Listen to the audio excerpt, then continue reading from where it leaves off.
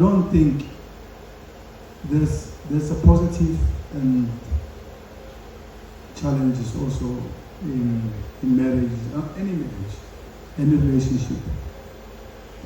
If you share a common vision on saving money, it's easier. It's always a challenge when you don't have a common vision. Okay?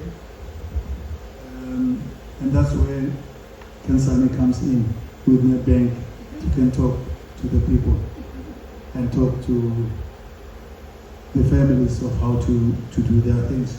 Because sometimes I might see different and my wife can see different.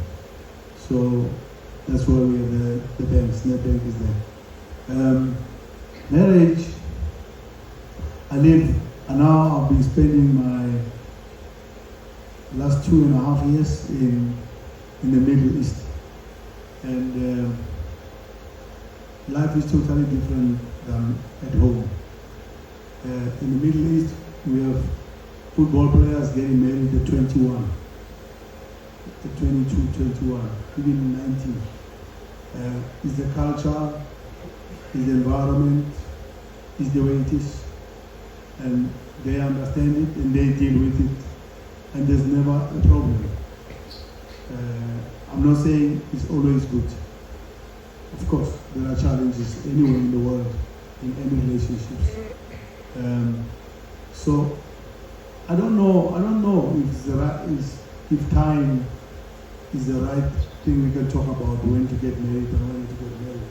Because I think it's up to the relationship, up to the understanding, up to the people involved. And as long as there's love, there's no problem. I think that's the most important thing. So you can get married anytime, as long as you know how you can deal with it. So it's never too early, never too late. I don't know if I've answered you. Advices that you give to youngsters, people who are maybe new to the game and under the age of those of Tekundise and your Simple Chavalas. Thank you, Coach. Well, as I said, you coach the human being first before a football player. Because if you get the human being right, you will get the football player because he's a talented person. So that he has. But the other stuff, they always say that it takes more than talent to be good. And I think, a lot of players are talented, and across the world in any sports, talent alone is not enough.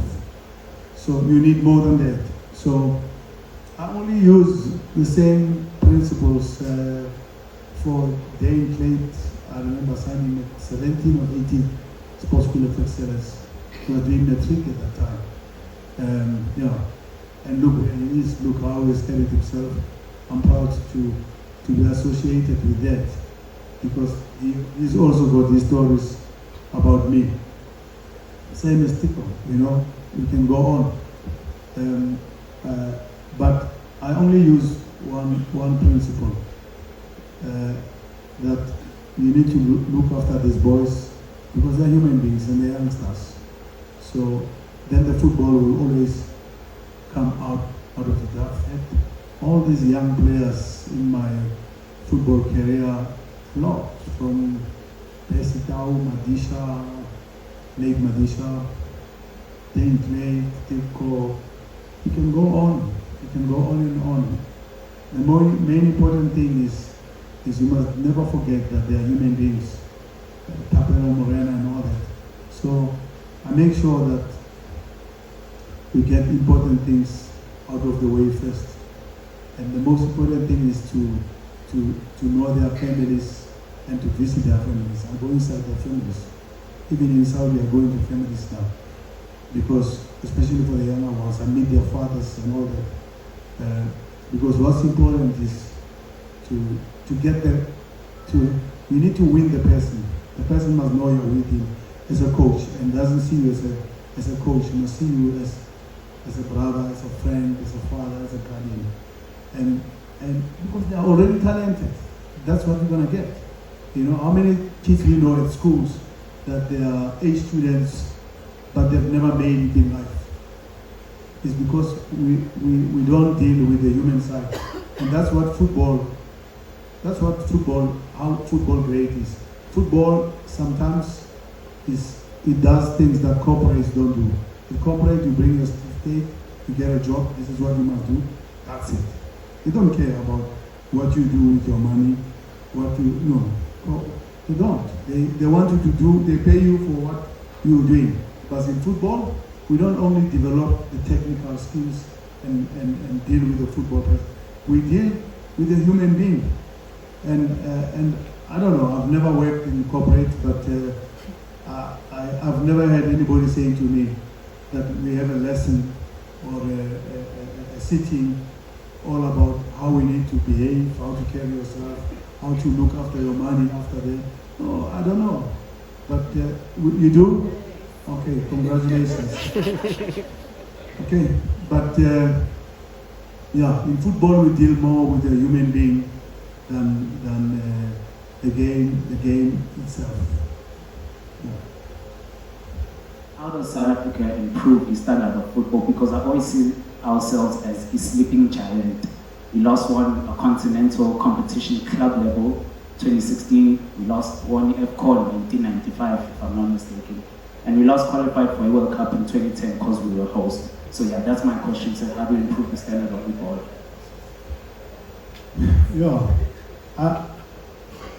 I think the most important thing that we miss is to develop talent. You need to develop talent. And where do you develop talent? You start at the schools. That's where you start. Because all the children are at school. That's why I started also my program of Pitso Mosimane soccer schools. Because you need to start them at the schools. And not all the children play for clubs, but everybody's at school. So if we start them early at school, we have an opportunity. I get amazed on the feedback, the number of children in the programs that I am. It's amazing. Children love football. So, and the girls are unbelievable. So if you go on the program, we check my programs, it's unbelievable to see so many children playing football and wants to play football. And it's not all about producing talented players.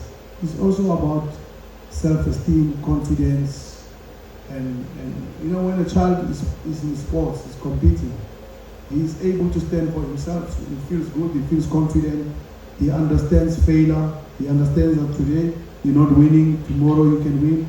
So you have a child that grows up understanding that you cannot have everything, because children sometimes think they can have everything anytime they want. So you bring personalities and you see your child competing, and it doesn't have to be a top talent, but you see your child competing, it's amazing, it's a different feeling. So they start to understand how life is. So that's where sports is important in children. So South African football needs to invest in sports and at schools. And what we are talking about, we're talking about tournaments that are known, those are tournaments. How many children play in those? How many are excluded? So we need to, there are late developers in football. I was one of the late developers in football. As a youngster, I was never that very good. But as time came up, I became better, you know. So football in the schools, programs, coach, education, very, very, very important. Then we can produce top talent that can go and play at the highest level. So our football, we need to take players out of the country, play in Europe, play even in North Africa is good. The Gulf is good. The competition is good. It's top. It's tough. It's bigger than PSL. So you might look at it different.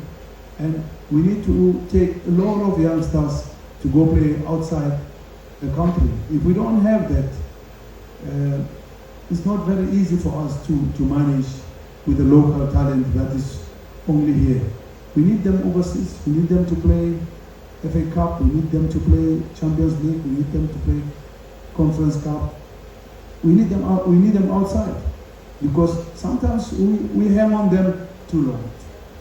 We keep them here because we want our teams to win, and we are happy when our team wins.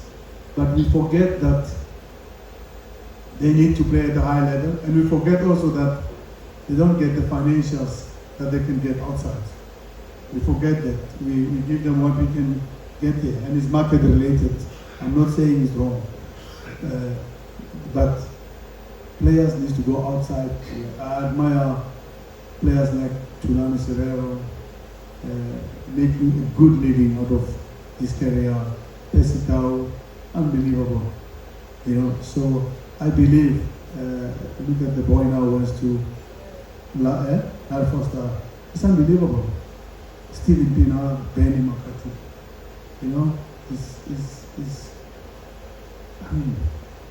Benny was a top talent that we had. Stephen Pienaar, and they are still playing their trade overseas. And what role models, top role models that our players must look up to. So we need to create role models here, but we need to support them. But I think the Football Federation yesterday I spent time with the president of the Football Federation just to talk.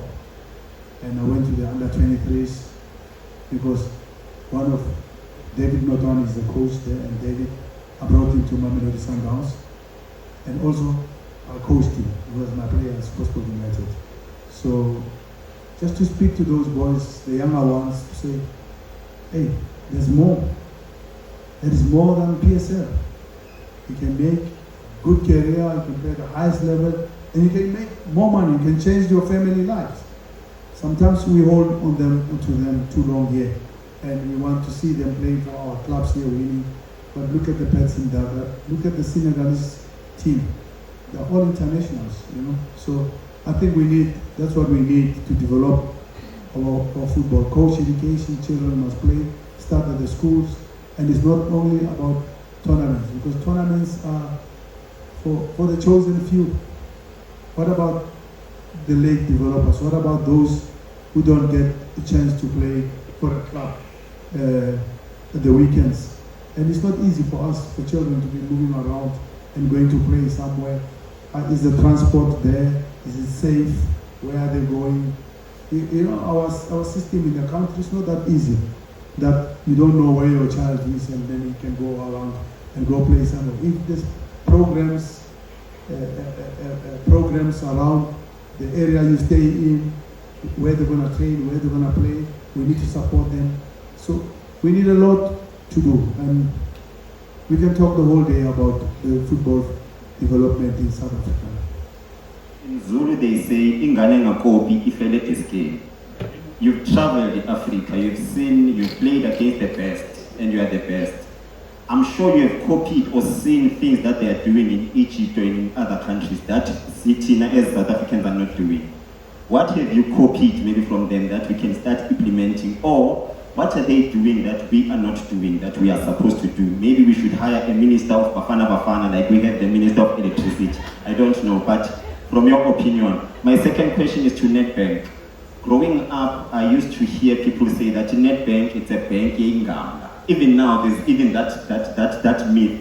When you say I bank with Nedbank, they say, hey, we ingamba when even if you can go during Saturdays, the ATMs, the Nedbank are empty and the others are packed. So I want you to dispel a myth, which Nedbank is for the people. Just tell people which we are here for the Sowetan, we are not for Ingam. Thank you. Yeah, I don't know what to say to you, but I don't know if I'm the right person. I don't want to be sounding controversial because I have my own opinion, I'm thinking of me. So when it comes to our football in the country, there's a lot that needs to change. And And also players must get the education of what's happening outside and what's happening here at home. And some of the things that I know and I see, and I can't say a lot because it's a little bit controversial and I'll be in trouble with the football people, you know. No, man just say, so I'm a player is easy, you know. So South African players don't know how good they are, and they don't know what they are worth. They don't know. They're worth more. And even coaches, you know, and maybe I speak from a different position now, but I also didn't know that the South African coach can contribute outside and being remunerated with the value of what you do. Because sometimes I was told, no, you can't earn this money. There's no money like this for you. There's money. No, you're asking for more. And then I found people who say, no, we can give you more than that.